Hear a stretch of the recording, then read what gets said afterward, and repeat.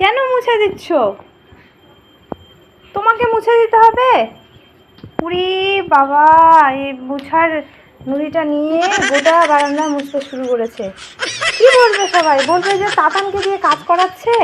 ই মা, সবাই তোমাকে বকু দিবে, বলবে তাতানকে দিয়ে কাজ করাচ্ছে। গোটা বারান্দা জল দিয়ে মুছে আমাকে তো সবাই বকবে। তোমাকে কে মুছতে বলেছে? হ্যাঁ বাবা, দেখো গোটা বারান্দা, এদিকে আমি রান্নাঘরে ছিলাম আর এদিকে মুছতে শুরু করেছে। রাখো রাখো রাখো, বকা দেবে কিন্তু বাবা আমাকে।